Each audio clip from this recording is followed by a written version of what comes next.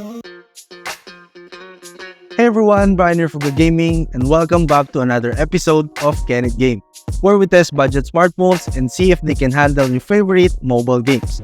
Today we are looking at the Oppo A3, a phone that comes in at just 8,999 pesos.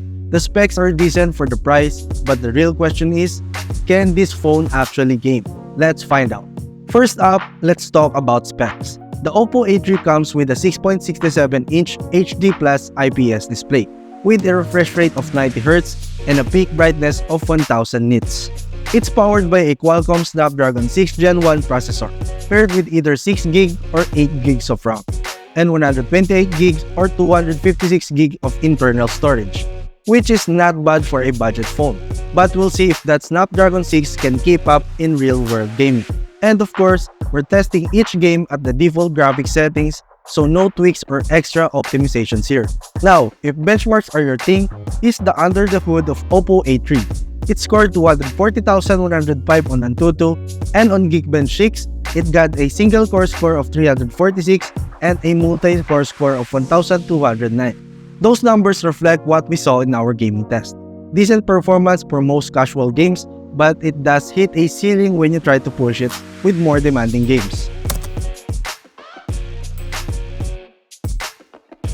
Now let's start with Call of Duty Mobile. The Oppo A3 managed to hit an average of 53 FPS with the temperature hovering around 37.3 degrees Celsius. Not bad for a shooter like COD. The frame rate is smooth enough for casual matches, but I noticed that the touch response felt a bit sluggish. It's a bit of a drawback if you're into fast-paced, aggressive gameplay. Still, the heat management is solid, staying cool throughout our 30-minute gameplay.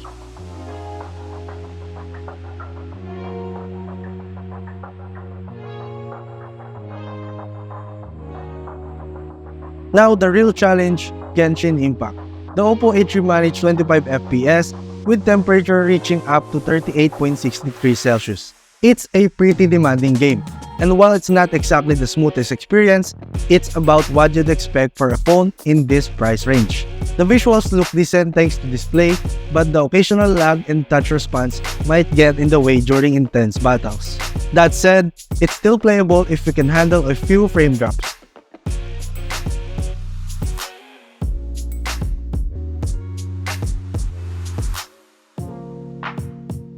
Next, we have Honkai Star Rail.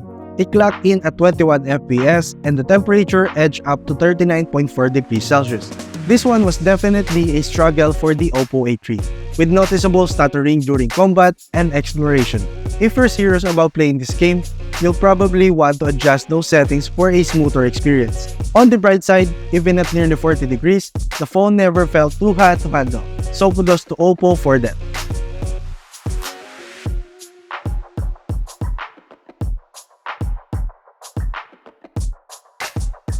Next up is the Asphalt Unite.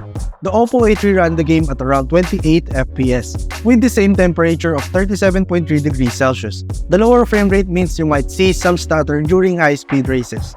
If you're a casual player, it's playable. But if you're looking for a battery-smooth racing, you might need to manage your expectations here.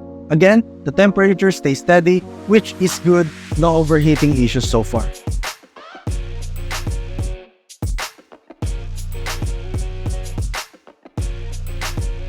Finally, let's talk about Mobile Legends. The Oppo A3 delivered a more comfortable 39 FPS.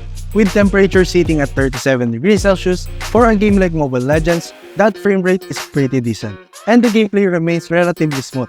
But just like with COD Mobile, the below-average touch response might throw you off during competitive matches. It's a shame because the phone can push out decent FPS, but that touch delay can make you feel a step behind.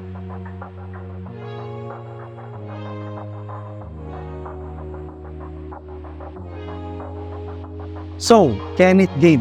The Oppo A3 is definitely capable of handling lighter games and even some of the most popular titles like Mobile Legends and COD Mobile. But it struggles with high-end games like Genshin Impact and Honkai Star Rail.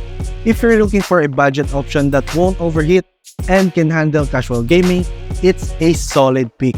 Just keep in mind that touch response might let you down if you play more competitively.